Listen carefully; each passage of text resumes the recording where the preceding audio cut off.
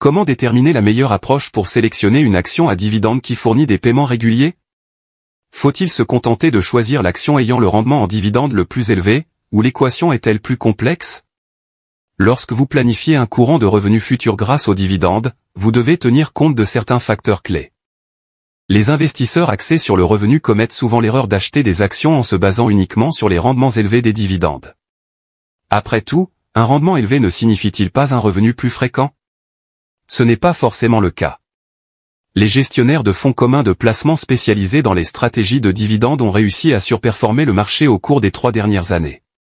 C'est un exploit qui mérite d'être souligné, étant donné que la plupart des fonds communs de placement sous-performent généralement en raison de divers problèmes. Matthew Page et Ian Mortimer, 2 gestionnaires de fonds expérimentés, privilégient les entreprises qui réalisent de solides rendements à long terme, plutôt que de rechercher des gains à court terme. Voici les 9 facteurs critiques que ces 2 investisseurs prospères prennent en compte lorsqu'ils choisissent des entreprises qui maximisent les rendements pour les actionnaires. Bonjour à tous, et bienvenue sur le Titan Cuirassé, une chaîne où vous pouvez apprendre sur l'investissement, les finances personnelles, la gestion de l'argent, la psychologie, et sur beaucoup d'autres sujets d'éducation financière, parce que les écoles ne vont pas le faire à votre place.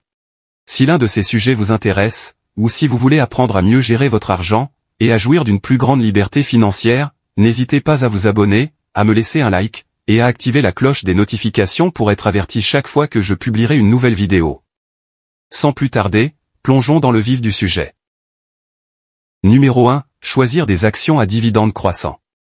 Si les actions à dividendes ont tendance à bien se comporter dans l'ensemble, celles qui augmentent régulièrement leurs versements ont tendance à faire encore mieux.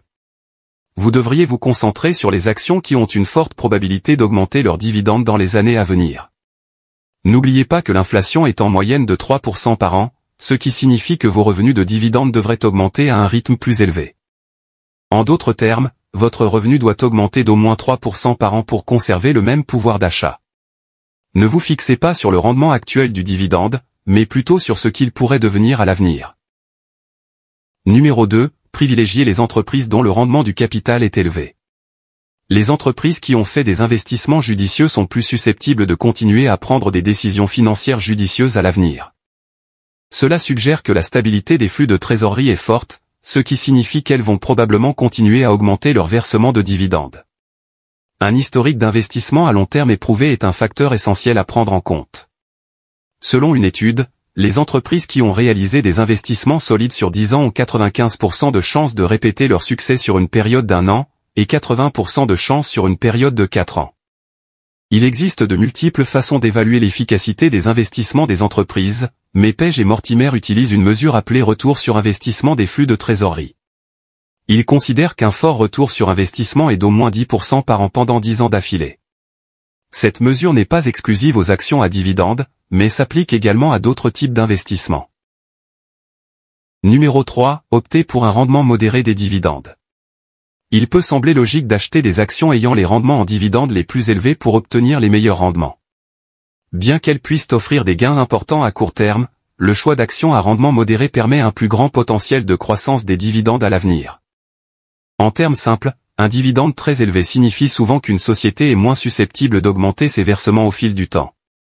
Un rendement exceptionnellement élevé peut résulter d'une chute brutale du cours de l'action, ce qui peut être le signe de problèmes internes, ou d'une autre instabilité financière.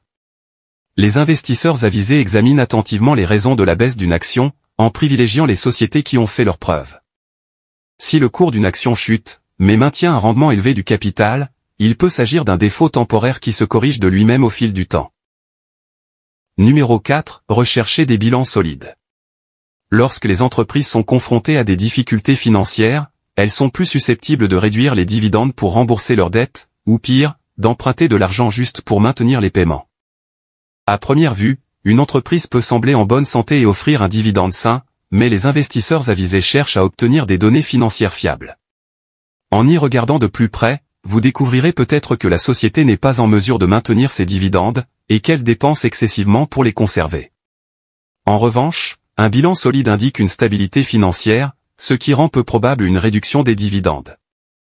Si vous dépendez des revenus de dividendes pour couvrir vos dépenses, la dernière chose que vous souhaitez est une réduction des paiements. Numéro 5. Choisissez des actions sous-évaluées. Acheter des actions bon marché ne consiste pas à choisir des entreprises uniquement parce que le prix de leurs actions est bas, mais plutôt parce qu'elles offrent une bonne valeur. L'utilisation de métriques d'évaluation comme le prix des bénéfices et le rendement des flux de trésorerie disponibles peut aider à déterminer si une action se négocie en dessous de sa juste valeur.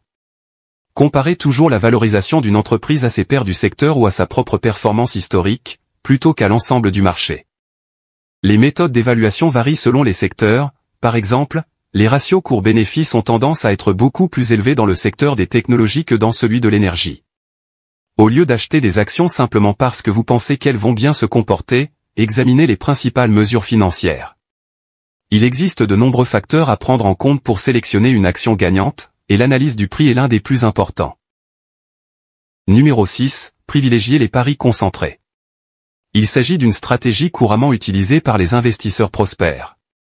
Elle consiste à sélectionner une poignée d'actions de haute qualité que vous comprenez parfaitement, plutôt que de répartir votre risque sur de nombreuses sociétés inconnues dans le seul but de diversifier votre portefeuille.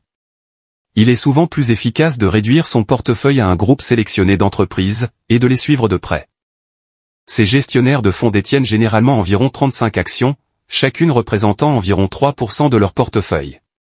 De nombreux autres gestionnaires investissent dans un plus grand nombre d'actions, chacune d'entre elles représentant juste 1% de leur portefeuille. Cependant, une trop grande diversification peut avoir un impact négatif sur les performances. Plus vous possédez d'actions, plus il devient difficile de les suivre et de les gérer efficacement. Numéro 7. Explorer les opportunités mondiales. Avec les innombrables options d'investissement disponibles dans le monde entier, il n'y a aucune raison de se limiter aux seules sociétés américaines. Il existe de nombreuses actions à dividendes bien établies à l'échelle internationale, et l'ajout d'une exposition mondiale peut renforcer votre portefeuille. Ces gestionnaires de fonds allouent généralement la moitié de leur portefeuille à des actions américaines, tandis que l'autre moitié est diversifiée à l'échelle mondiale, en équilibrant la stabilité, le risque, et le rendement des dividendes. Pour les investisseurs individuels, il est souvent sage de limiter les placements internationaux à environ 20% du portefeuille, car les actions étrangères peuvent comporter des risques plus élevés. Numéro 8. Il faut investir à long terme. Les fonds de Page et Mortimer ont maintenu un taux de rotation relativement faible de 24%, avec un tiers de leurs positions inchangées depuis 2012. Parmi leurs positions à long terme, figurent Microsoft, Procter & Gamble, Johnson & Johnson, Aflac, et Royal Dutch Shell. Lorsque vous investissez dans une action présentant de solides finances, un potentiel de croissance et une gestion solide, il n'y a généralement aucune raison de vendre, à moins que des problèmes majeurs ne surviennent. De nombreux investisseurs, en particulier ceux qui privilégient les revenus de dividendes, adoptent une stratégie d'achat et de conservation, souvent sans avoir l'intention de vendre. Numéro 9. Améliorer vos compétences en mathématiques. Page et Mortimer n'ont jamais fréquenté d'école de commerce, mais ils sont tous deux diplômés en physique de l'université d'Oxford. C'est assez peu courant dans le monde de la finance, mais leur formation a fait d'eux des analystes exceptionnels qui s'appuient fortement sur des données numériques. Parce qu'ils n'ont pas été formés comme la plupart des gestionnaires de fonds, ils sont moins enclins à suivre le troupeau, et préfèrent penser de manière indépendante. C'est pourquoi il est essentiel d'avoir de compétences en mathématiques de base pour évaluer les investissements. Si les maths ne sont pas votre point fort, songez simplement à la récompense que vous obtiendrez lorsque vous sélectionnerez un investissement gagnant. Pour maîtriser l'investissement en dividende, il ne faut pas se concentrer sur le dividende lui-même, mais prêter une attention particulière à tous les autres facteurs clés. Ne coupez jamais les coins lorsque vous recherchez des investissements qui détermineront votre avenir financier. Il est surprenant de constater que de nombreuses personnes passent plus de temps à rechercher leur prochaine voiture ou leurs prochaines vacances, qu'à analyser de solides actions de dividendes, qui pourraient financer ces mêmes dépenses grâce à des revenus passifs. En appliquant ces stratégies, vous serez en mesure de choisir des actions de dividendes fiables pour vous aider à augmenter vos revenus. Cependant, évitez de surcharger votre portefeuille avec trop d'actions individuelles, car elles ont tendance à être plus risquées et plus volatiles que les fonds indiciels ou les ETF. Une ligne directrice commune est de capitaliser l'exposition aux actions individuelles à environ 20% de votre portefeuille total, en gardant la majorité dans des fonds diversifiés. En fin de compte, il s'agit d'une question de préférence personnelle, mais assurez-vous toujours que votre niveau de risque correspond à la fois à vos objectifs financiers, et à votre tolérance à la volatilité. Voilà pour la vidéo d'aujourd'hui. J'espère que vous l'avez appréciée et qu'elle vous a apporté quelque chose. Si c'est le cas, N'hésitez pas à vous abonner, à me laisser un like, et à activer la cloche des notifications pour être averti chaque fois que je publierai une nouvelle vidéo, car j'en ai beaucoup d'autres de ce genre à venir prochainement, ainsi que des résumés de livres, et d'autres choses amusantes. Merci d'avoir regardé, et passez une bonne journée.